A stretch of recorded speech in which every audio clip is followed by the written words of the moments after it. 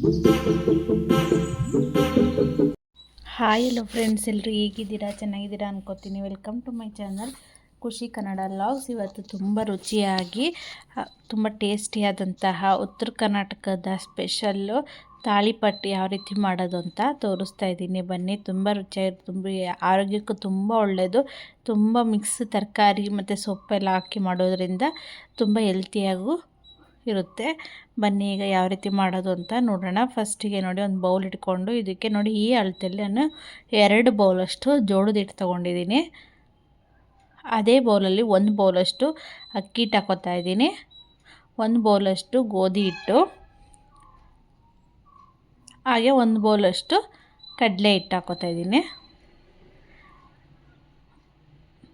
ನೋಡಿ, ಒಂದೇ ಅಳತೆಯಲ್ಲಿ ಎಲ್ಲನೂ ತಗೋತಾ ಇದ್ದೀನಿ. ಸ್ವಲ್ಪ ಜೋಳದ ಹಿಟ್ಟನ್ನು ಜಾಸ್ತಿ ಹಾಕ್ಕೊಂಡಿದ್ದೀನಿ. 2 ಬೌಲ್ ಜೋಳದ ಹಿಟ್ಟು, 1 ಬೌಲ್ ಅಕ್ಕಿ ಹಿಟ್ಟು, 1 ಬೌಲ್ ಗೋಧಿ ಹಿಟ್ಟು, ಹಾಗೆ 1 ಬೌಲ್ಗಿಂತ ಸ್ವಲ್ಪ ಕಡಿಮೆ ಕಡಲೆ ಹಿಟ್ಟು ಹಾಕ್ಕೊಂಡಿದ್ದೀನಿ. ಈಗ ಇದಕ್ಕೆ ಸಣ್ಣಗೆ ಹೆಚ್ಚಿಟ್ಕೊಂಡಿರೋಂತಹ ಈರುಳ್ಳಿನ ಹಾಕ್ಕೋಬೇಕು. ಈರುಳ್ಳಿ, ನೆಕ್ಸ್ಟು ಕ್ಯಾರೆಟನ್ನ ತುರಿದು ಹಾಕ್ಕೋತಾ ಇದ್ದೀನಿ. ಈರುಳ್ಳಿ ಹೂವನ್ನ ಸಣ್ಣಗೆ ಹೆಚ್ಚಿಟ್ಕೊಂಡಿದ್ದೀನಿ, ಅದನ್ನು ಹಾಕ್ಕೋತಾ ಇದ್ದೀನಿ. ನೋಡಿ, ಈರುಳ್ಳಿ, ಕ್ಯಾರೆಟು, ಈರುಳ್ಳಿ ಹೂವು ಮತ್ತು ಸಬ್ಬಸಿಗೆ ಸೊಪ್ಪು, ಮೆಂತ್ಯ ಸೊಪ್ಪು ಮಿಕ್ಸ್ ಮಾಡ್ಕೊಂಡಿದ್ದೀನಿ. ನೋಡಿ, ಸಬ್ಬಸಿಗೆ ಸೊಪ್ಪು, ಮೆಂತ್ಯ ಸೊಪ್ಪು, ಸ್ವಲ್ಪ ಕೊತ್ತಂಬರಿ, ಎಲ್ಲ ಸೊಪ್ಪುಗಳನ್ನೂ ಮಿಕ್ಸಲ್ಲಿ ತೊಳೆದಿಟ್ಕೊಂಡು ಹೆಚ್ಚಿಟ್ಕೊಂಡಿದ್ದೀನಿ, ಅದನ್ನು ಹಾಕೋತಾ ಇದ್ದೀನಿ. ಈಗ ಇದಕ್ಕೆ ಒಂದು 3 ಹಸಿಮೆಣಸಿನ್ಕಾಯಿ ಹಾಕ್ಕೊಂಡಿದ್ದೀನಿ. ಇದಕ್ಕೆ ಒಂದು 4ರಿಂದ 5 ಬೆಳ್ಳುಳ್ಳಿ ಹೆಸರು ಹಾಕ್ಕೊಂಡು, ಈಗ 1 ಟೀ ಸ್ಪೂನಷ್ಟು ಜೀರಿಗೆ ಹಾಕ್ಕೊಂಡು ಇದನ್ನು ಗ್ರೈಂಡ್ ಮಾಡ್ಕೊಂಡು ಬರಬೇಕು. ತರಕಾರಿ ಗ್ರೈಂಡ್ ಮಾಡ್ಕೊಂಡು ಬರಬೇಕು. ಸ್ವಲ್ಪ ಕರಿಬೇವಿನ ಸೊಪ್ಪು ಹಾಕೋತಾ ಇದ್ದೀನಿ ಇದಕ್ಕೇ. ನೋಡಿ, ಈ ಥರ ತರಕಾರಿ ಗ್ರೈಂಡ್ ಮಾಡ್ಕೊಂಡಿದ್ದೀನಿ. ಈಗ ಈ ಮಿಶ್ರಣ ಜೊತೆ ಫಸ್ಟಿಗೆ ಇದನ್ನು ತರಕಾರಿ ಮತ್ತು ಹಿಟ್ಟಲ್ಲಿ ನೀಟಾಗಿ ಕಲಿಸ್ಕೋಬೇಕು ನಾವು.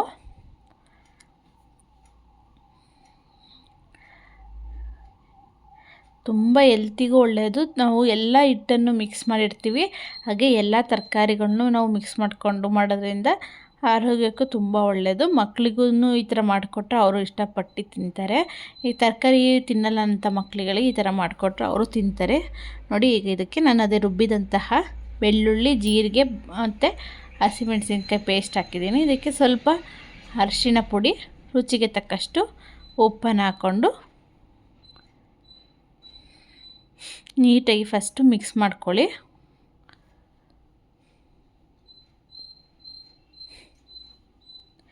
ಈಗ ನೋಡಿ, ಮಿಕ್ಸ್ ಮಾಡ್ಕೊಂಡಿದ್ದೀನಿ. ಈಗ ಇದಕ್ಕೆ ನೀರು ಹಾಕ್ಕೊಂಡು ನಾವು ಕಲಿಸ್ಕೋಬೇಕು.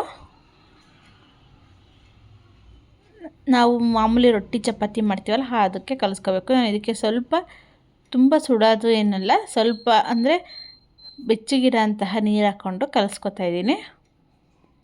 ನೋಡಿ, ನಾವು ಜಾಸ್ತಿ ಸ್ವಲ್ಪ ಪ್ರೆಸ್ ಮಾಡಿ ಹಿಟ್ಟನ್ನು ಕಲಿಸ್ಕೋಬೇಕು. ಯಾಕೆಂದರೆ ಈರುಳ್ಳಿಲೂ ಸ್ವಲ್ಪ ನೀರಿನ ಅಂಶ ಜಾಸ್ತಿ ಇರುತ್ತೆ. ಸೊಪ್ಪುಗಳಲ್ಲೂ ಚೆನ್ನಾಗಿ ಈ ಥರ ನಾವು ಮಿಕ್ಸ್ ಮಾಡಿ ಕಲಿಸ್ಬೇಕಾದ್ರೆ ಸ್ವಲ್ಪ ಪ್ರೆಸ್ ಮಾಡಿದ್ರೆ ನೀಟಾಗಿ ಎಲ್ಲ ಚೆನ್ನಾಗಿ ನೀರು ಬಿಟ್ಕೊಂಡು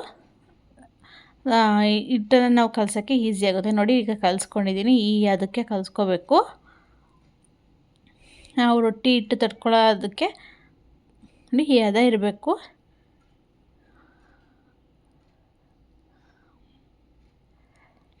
ಈಗ ಮೇಲೆ ಇದಕ್ಕೆ ಒಂದು ಸ್ವಲ್ಪ ಆಯಿಲ್ ಹಾಕಿ ಬಿಟ್ಬಿಡೋಣ. ಒಂದು 10 ನಿಮಿಷ ನೆನೆಯಲಿಕ್ಕೆ ಆಗಿದೆ. ಈಗ ಇದಕ್ಕೆ ಒಂದು ಬಟರ್ ಪೇಪರ್ ತೊಗೊಂಡಿದ್ದೀನಿ. ಅದಕ್ಕೆ ಸ್ವಲ್ಪ ಮೇಲೆ ಆಯಿಲ್ನ ಸ್ಪ್ರೆಡ್ ಮಾಡ್ಕೊಂಡಿದ್ದೀನಿ. ನೀವು ಆಯಿಲ್ ಆದರೂ ಹಾಕ್ಕೋಬೋದು, ನಿಮ್ಗೆ ಆಯಿಲ್ ಬೇಡ ಅಂದರೆ ನೀರಾದರೂ ಹಾಕ್ಕೋಬೋದು. ಈಗ ನೋಡಿ, ಒಂದು ಉಂಡೆ ತೊಗೊಂಡು ಈ ಥರ ಸಣ್ಣಕ್ಕೆ ತೊಡ್ಕೊಂಡು ನೀಟಾಗಿ ತೊಡ್ಕೊಂಡು ಬಂದರೆ ಆಯಿತು. ನೋಡಿ, ಎಷ್ಟು ಚೆನ್ನಾಗಿ ಬರುತ್ತೆ ಅಂತ. ತುಂಬ ಚೆನ್ನಾಗಿರುತ್ತೆ ಟೇಸ್ಟೂ. ಮತ್ತು ಟ್ರೈ ಮಾಡಿ ನೋಡಿ. ತುಂಬ ಹೆಲ್ತಿಯಾಗೂ ಆರೋಗ್ಯಕ್ಕೂ ತುಂಬ ಒಳ್ಳೆಯದು. ಎಲ್ಲ ಥರದ ತರಕಾರಿ, ಸೊಪ್ಪು ಮತ್ತು ಎಲ್ಲ ಥರದ ಹಿಟ್ಟನ್ನು ಯೂಸ್ ಮಾಡಿರ್ತೀವಿ ತಾಳಿಪಟ್ಟು. ನೋಡಿ, ನಿಮಗೆ ನೀರು ಕಾಯಬೇಕು ಅಂದರೆ ನೀರು ಕಾಯಿ ಮಾಡಿಕೊಂಡು ತೊಡ್ಕೊಬೋದು.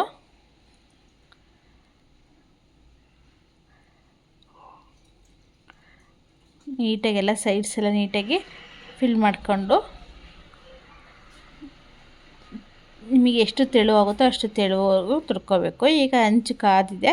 ಈ ಹಂಚು ಮೇಲೆ ನಾವು ತೊಟ್ಟಿದಂತಹ ತಾಳಿಪಟ್ಟನ್ನು ಹಾಕ್ಕೊಂಡು ನೀಟಾಗಿ ಪೇಪರ್ನ ತೆಕ್ಕೊಂಡ್ರೆ ಆಯಿತು. ನೋಡಿ ಎಷ್ಟು ಚೆನ್ನಾಗಿ ಬರುತ್ತೆ. ಸ್ವಲ್ಪನೂ ಅರಿಯಲ್ಲ, ತುಂಬ ಚೆನ್ನಾಗಿ ಬರುತ್ತೆ.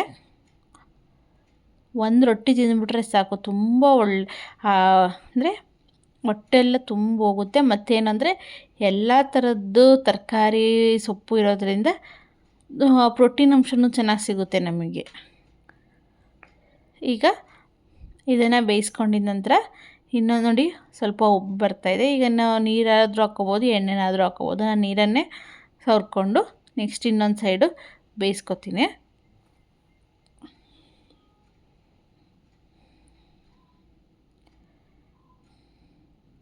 ಈಗ ನೋಡಿ ನೀರು ಹಾಕ್ಕೊಂಡು ಇನ್ನೊಂದು ಸೈಡು ಬೇಯಿಸ್ಕೊಳ್ಳೋಣ. ಬಟ್ಟೆಗೆ ನೀರು ಹೆಚ್ಕೊಂಡು ಸ್ವಲ್ಪ ಸ್ಪ್ರೆಡ್ ಮಾಡ್ಕೊಂಡಿದ್ದೀನಿ. ಈ ವೆಯ್ಟ್ ಲಾಸ್ ಮಾಡೋರಿಗಂತೂ ಈ ಥರದ್ದು ಒಂದು ರೊಟ್ಟಿ ಕೊಟ್ಬಿಟ್ರೆ ಅವರಿಗೆ ಹೊಟ್ಟೆ ತುಂಬ ಹೋಗ್ಬಿಡುತ್ತೆ, ಅಷ್ಟು ಚೆನ್ನಾಗಿರುತ್ತೆ.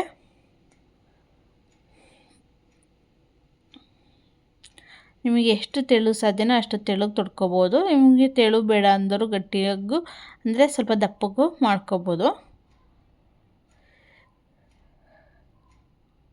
ನೋಡಿ ಈಗ ತೆಕ್ಕೊಂಡು ಇನ್ನೊಂದು ಸೈಡು ಮಗ್ಚಾಕೊಂಡು ಬೇಯಿಸ್ಕೊತೀನಿ.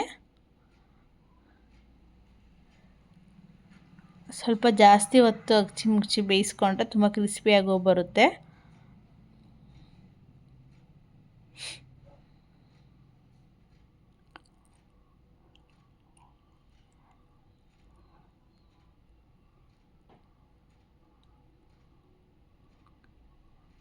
ನೋಡಿ ಈಗ ಆಗಿದೆ. ಈಗ ಇದು ತಿಕ್ಕೊಂಡು ಇನ್ನೊಂದನ್ನು ಹಾಕೋತಾ ಇದ್ದೀನಿ.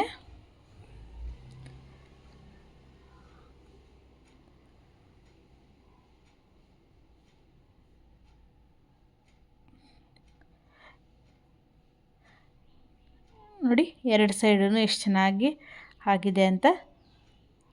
ನಿಮಗೆ ಸ್ವಲ್ಪ ಗಟ್ಟು ಅಂದರೆ ಕ್ರಿಸ್ಪಿಯಾಗಿ ಬೇಕು ಅಂದರೆ ಸ್ವಲ್ಪ ಜಾಸ್ತಿ ಹೊತ್ತು ಅದನ್ನು ಬೇಯಿಸ್ಕೊಳ್ಳಿ.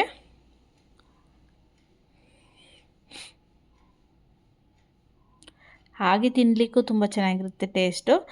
ನೀವು ಹಾಗೆ ತಿನ್ನಲಿಕ್ಕೆ ಆಗಲ್ಲ ಅಂದರೆ ಚಟ್ನಿನಾದರೂ ಮಾಡ್ಕೋಬೋದು, ಇಲ್ಲ ಮೊಸರು ಜೊತೆನೂ ಸೂಪರ್ ಕಾಂಬಿನೇಷನ್ನು.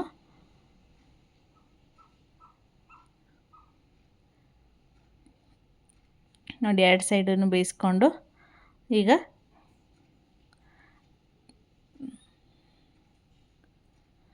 ಇದನ್ನು ತಿಕ್ಕೊಂಡು ಈಗ ಇನ್ನೊಂದನ್ನು ಹಾಕೊಳ್ಳೋಣ.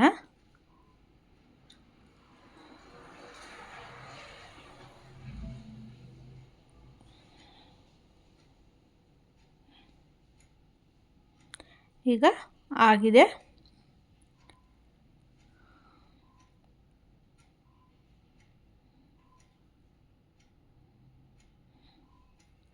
ಈಗ ನೋಡಿ ನೆಕ್ಸ್ಟ್ ಹಾಕೋತಾ ಇದ್ದೀನಿ. ಚೆನ್ನಾಗಿ ಬೇಯಿಸ್ಕೊಂಡ ನಂತರ ಈಗ ನೆಕ್ಸ್ಟ್ ಇನ್ನೊಂದು ಹಾಕ್ಕೊಂಡು ತೋರಿಸ್ತಾ ಇದ್ದೀನಿ.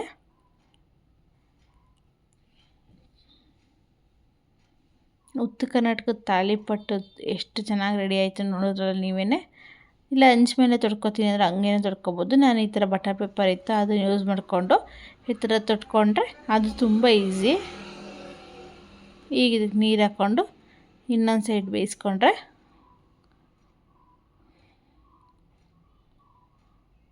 ನೋಡಿ ಎಷ್ಟು ಚೆನ್ನಾಗಿ ಬರುತ್ತೆ.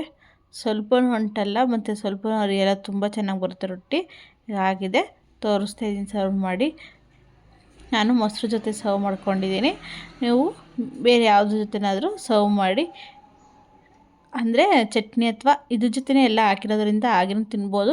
ಇಲ್ಲ ಚಟ್ನಿ ಮಾಡ್ಕೊತೀನಿ ಅಂದರೆ ಕಾಯಿ ಚಟ್ನಿ ಮಾಡಿಕೊಂಡು ಈ ಥರ ಮೊಸರು ಇಟ್ಕೊಂಡ್ರೂ ತುಂಬ ಚೆನ್ನಾಗಿರುತ್ತೆ ಟೇಸ್ಟು. ಹಾಗೆ ನನ್ನ ಚಾನಲ್ನ ಇನ್ನೂ ಯಾರೆಲ್ಲ ಸಬ್ಸ್ಕ್ರೈಬ್ ಮಾಡಿಲ್ಲ ಅಂದರೆ ಪ್ಲೀಸ್ ಸಬ್ಸ್ಕ್ರೈಬ್ ಮಾಡಿ, ಲೈಕ್ ಮಾಡಿ, ಶೇರ್ ಮಾಡಿ, ಕಮೆಂಟ್ ಮಾಡಿ ಹಾಗೂ ಬೆಲ್ ಐಕಾನ್ನ ಪ್ರೆಸ್ ಮಾಡಿ. Thank you.